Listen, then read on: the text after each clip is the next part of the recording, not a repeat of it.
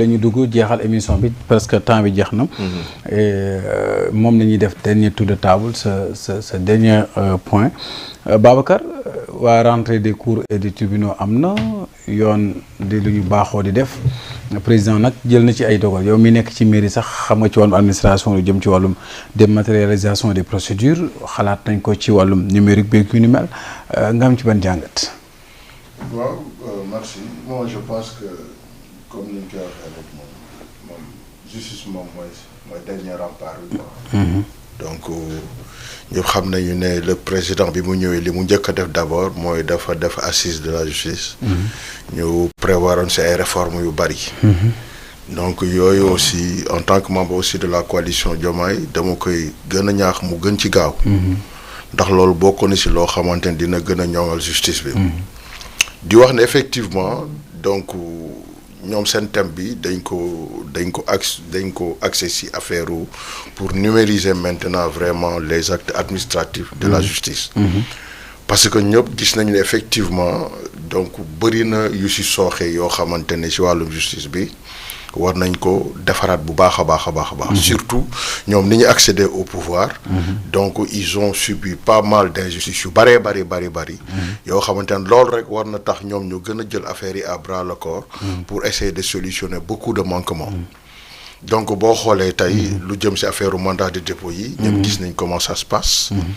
gis nañu boo la vraiment parquet soxlawee mënoo mucc c'est impossible. donc ñu waxoon ne dinañu créer juge des libertés bi boobu ba léegi ñu ngi koy xaar yooyu yëpp war nañ ko taxawal. donc je pense que li nga xamante ne moom moo tourné autour de cette vraiment rentrée solennelle de cette cour de justice vraiment nekk na loo xamante ne lu am solo la. donc xëy na li ñu siy xaar aujourd'hui mooy que yi nga xamante ne en général moom la ñuy brandir ñu mën ko respecter. parce que xam nga fii yu bëri dañ koy waxtaanee yi ko war a waxtaanee bu demee lu dul ci procédure pratique bi. après foofu lay sooxee. et je pense que loolu war nañ ci jóg. yu bëri manquement yi ñun ñëpp dañ koy gis dañ koy dund. on vit au jour le jour. war a essayer désengorger maintenant vraiment les prisons avec. les bracelets électroniques. je pense que bu ñu ko defaree mu bëri ay nit yu bëri yoo xamante ne aujourd'hui ñu ngi prison ñu waroon leen juger lu yàgg dañ leen dem mandat de dépôt fàtte leen fa. mu am yoo xamante ne des fois c'est fait exprès pour retenir quelqu'un en prison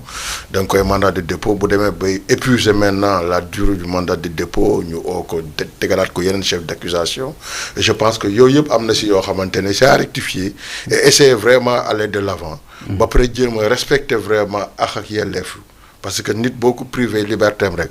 vraiment privé nga ko lu rëy dans sa vie. et des fois koo xamante ne dafa war a def à peu près 1 mois wala des fois même des sursis ñu téye ko def ko mandat de dépôt au bout de maintenant 6 mois après ñu génnee la bu ñu la attee ne la exemple 1 mois avec sursis la woon donc durant tout ce temps yaa ngi prison ñu privé la sa liberté yàqal la say activités je pense que yooyu yëpp c'est des choses yoo xamante ne dégg nañ ko fi et j'espère que aussi le président dina si gën a taxaw. ñu gën si liggéey pour que lépp loo xamante ne ay décisions yoo xamante ne dafa war a ñoŋal justice bi vraiment ñu gën si taxaw surtout ñu rek ñu def la séparation parce que parquet bi moom il faut que juge des libertés boobu noonu ñu taxaw si taxawal ko ba nga xamante ne mandat de dépôt bi dootul yombatee noonu parce que nit ñi li ñu leen di mandat de dépôt. di leen fa fàtte bari na loolu te loolu day yàq aussi vraiment les activités des uns et des autres baaxul et puis le fait de priver à quelqu'un vraiment sa liberté loolu nekk na loo xamante ne dañ si war a remédier.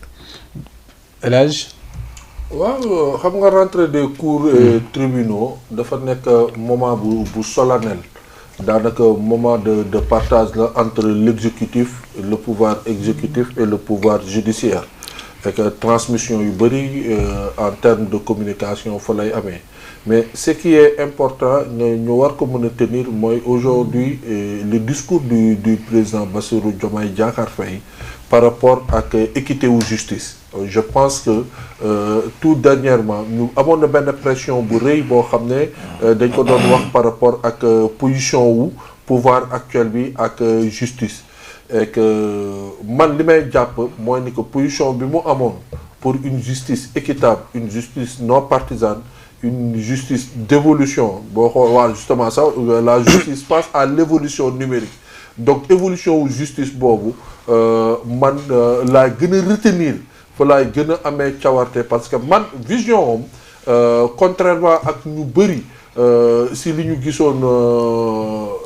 actuel pouvoir bi ni mu nekkal di doxalee non nañu jàpp ñi nañu kii justice pour nos martyrs justice pour nos kii et que moom dal bi mu amoon par rapport vision bi mu amoon par rapport ak justice bi et je pense que l'évolution des choses mu ngi koy jox raison et c'est ce discours-là qui l'a servi lors de la rentrée des cours et tribunaux et moi j'appelle vraiment les passionnés à faire trop attention. Si on sent une justice partisane, une justice vraiment déséquilibrée, du jox sensu, du jox pouvoir li nga xam ne mooy le justiciable assurance bi mu war a am.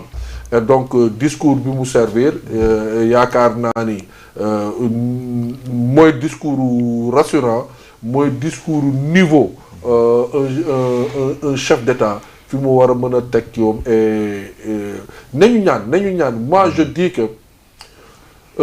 fi ñu jëm processus bu ñuy dem on a besoin de la vérité une fois que la vérité ne peut pas jaillir sans la justice. Effectivement. Et que pour qu'il y ait justice également il faut beaucoup de sérénité fu ñu defee pression rek juum donc nañu bàyyi nos justiciables ñu am temps qu'il faut et il faut reconnaître au Sénégal le Sénégal a de très bons juristes, de très bons magistrats, de jeunes magistrats, ça ay jeunes magistrats très pieux, très pétris de qualité. Te loo xam ne ils se replient sur leur foi profond par rapport à la divinité de Dieu. Am na si ñoo xam ne boo leen fekkee dans leur milieu privé, dans leur milieu social, nga xam ne ñii ragal nañu tooñ suñu borom bari tooñ doomu aadama donc c'est cette justice là c'est cette justice la ñu soxla nañu wàññi pression bi ñuy teg sur nos justiciers. am na solo merci beaucoup le juriste. voilà merci beaucoup comme ni nga ko waxee. amoon nañu fi ay réformes. amoon nañu fi ay assises boog annoncé ay réformes. bi mooy également beneen su ma jugul ñaari yoon bu président jiite si nguuram. rentrée des cours et tribunaux. mais ba tey nag mbir yi mi ngi xaw a yéex li ñu fi wax ni yëpp pour que mu mën a sotti nag il faut que ñu dem nag ci application de ces assises conclusions yi ci am. ak li nga xamante moom moo di fi ñu ci war a jëm pour mën a dëppoo ak jamono parce que ñu ngi wax wàllum technologie ak dématérialisation des procédures ak wàllum numérique bi loolu lépp dafay aju rek ci l'application boo xamante ni il faut que ñu jëmmal ko. effectivement comme vous l'avez dit hein, effectivement man mooy rappelé wu le 31 décembre naa ngi woon ci benn plateau. On m'avait demandé on avait analysé mais dama ne woon am na lu ma déggul ci discours président. C'était quoi? C'était la dématérialisation des procédures. Mais l'évolution digitale surtout au niveau des tribunaux. moo tax bi ma déggee que c'était le thème ma ne alhamdulilah. Alhamdulillah parce que vraiment ça vient à son heure d'ailleurs même c'est un peu en retard parce que aujourd'hui boo xoolee ci ñëpp ñuy liggéey justice boo xoolee wàllum les nouvelles technologies wàllum digitalisation et cetera maanaam la justice est en retard là il faut le dire ñun encore une fois je donne l'exemple parce que dañuy liggéey ci yenn cadres yi di liggéey ci ay multinationales di xool li ñuy liggéeyee ni mu méngoog jamono ak ni mu amee rapidité d'exécution nga gis la justice comment elle traîne par exemple tey jii nii il est inadmissible que tu puisses avoir un procès pendant 10 ans te pourtant mun naa la ci génneel ay exemples yoo xam ne actuellement man ces procès je les suis ça concerne les boîtes yi nga xam ne moom laay gérer tey jii nii quand une décision de justice sort mais juste pour avoir la grosse tu peux courir après pendant 6 mois alors que boo amul loolu mënoo exécuter la décision tey quand la Cour de cassation française sort une décision de justice je vais dire sort un arrêt parce que la Cour sort des arrêts mais bu ko génnewee une semaine après da ngay dugg Légifrance nga jot décision bi imprimer ko transférer ko ku la neex tey jii ni loolu dafay même jouer au niveau de la formation des jeunes juristes tey jii tu vas maîtriser plus le droit français que le droit sénégalais la jurisprudence française que la jurisprudence sénégalaise pourquoi parce que y a pas cet accès là comme ni ko président waxee l'archivage tu es obligé de te déplacer dem ba au niveau de la bibliothèque de la Cour suprême ñoom sax ñoo gën a nekk en avance pour dire pour l'obtention des décisions il y a le bulletin des arrêts de la Cour suprême aujourd'hui boo xam ne boo demee sur place di nga ko am parfois même ils peuvent se permettre de te l'envoyer foofu laa gis un peu cette rupture mais boo demee au niveau des autres tribunaux yi nga xamante ne ñoo gën a nekk en dessous de la hiérarchie mais loolu amul ba léegi tey ça pose problème pour nga jot ci benn décision de justice l'archivage et cetera tu fais la croix et la bannière tu te déplaces alors que fële c'est en un clic tu as la décision yooyu yëpp dafa bokk ci réforme yi nga xamante ne ni comme ni nga ko waxee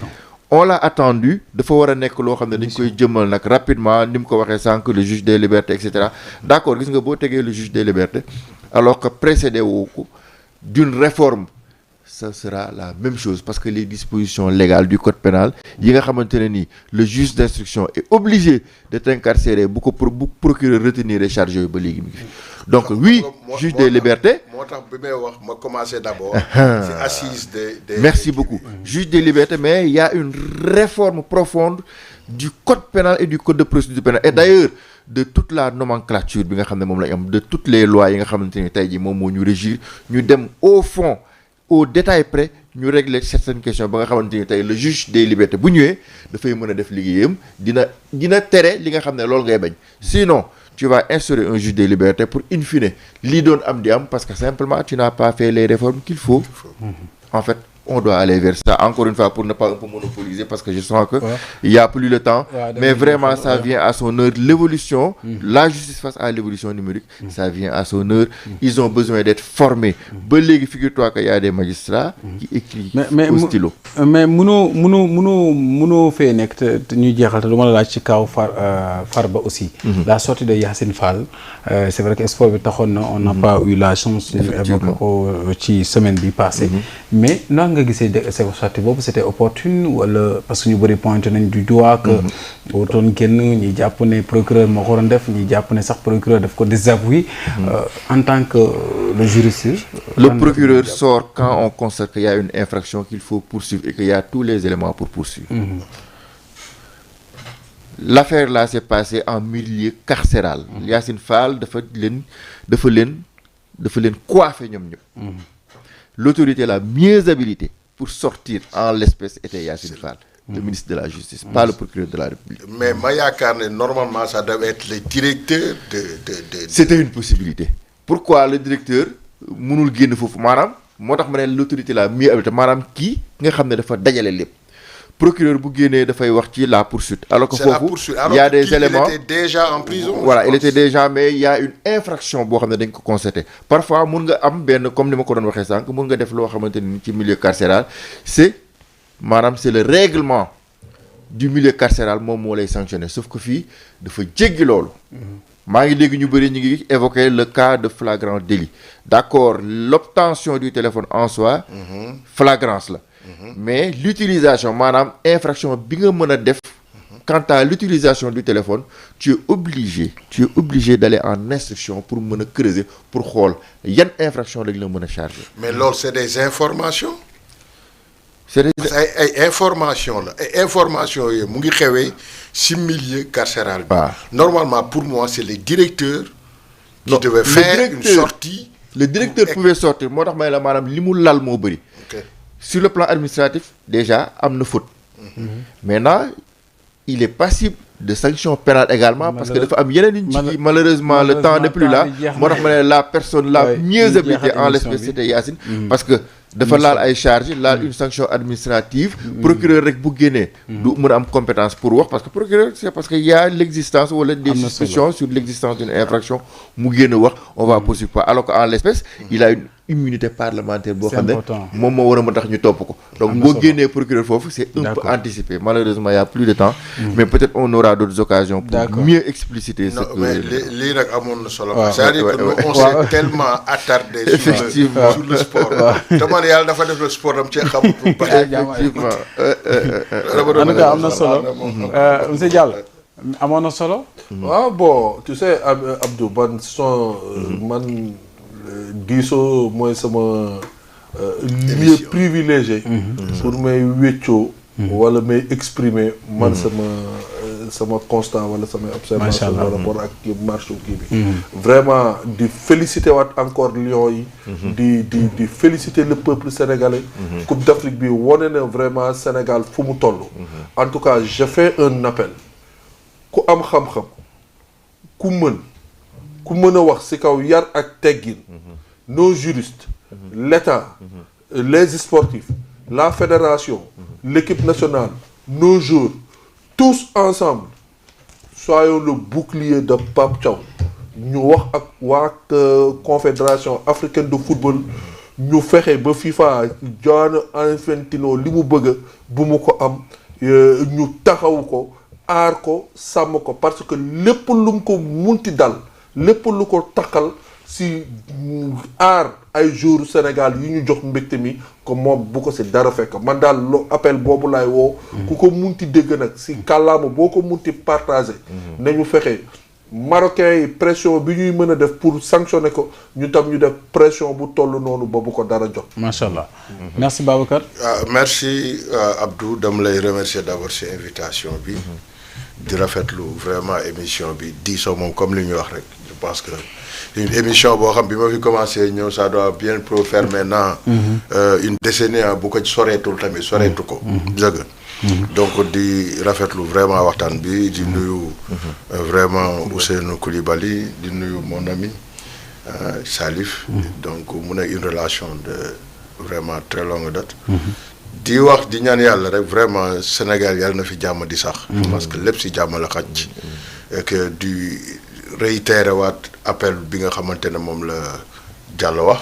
vraiment que notre entraîneur doit être protégé vraiment encouragé félicité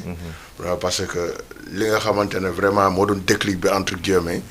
bokk na si li ko joué xëy na yàlla mooy dogal mais rôle bi nga xam moom la si joué am na si solo lool macha allah donc ñu koy encouragé merci beaucoup Coulibaly merci encore une fois di nuyu ñi ñu doon seetaan di remercier ñi fi nekkoon ñëpp les idées étaient pertinentes Babacar monsieur Diallo ak yow mi ñu invité les questions pertinentes encore une fois di remercier yëpp comme di joindre également si li ñëpp wax rek vraiment Pape Thiaw ñuy ñaan dara bañ ko dal macha allah ku mën lu bi nga lu bi ku mën informer nga informer ñi mën a dugg ci texte yi ñu dugg ci effectivement parce que tey protéger ko mooy protéger l'équipe nationale parce que c'est un geste héroïque qu'il a fait boo xam ne vraiment on n'est pas prêt à l'oublier bravo à Sadio Mané également et à toute l'équipe nationale du Sénégal merci à tous merci beaucoup vraiment amoon na solo waxtaan ak yéen merci beaucoup également à Arouna Deme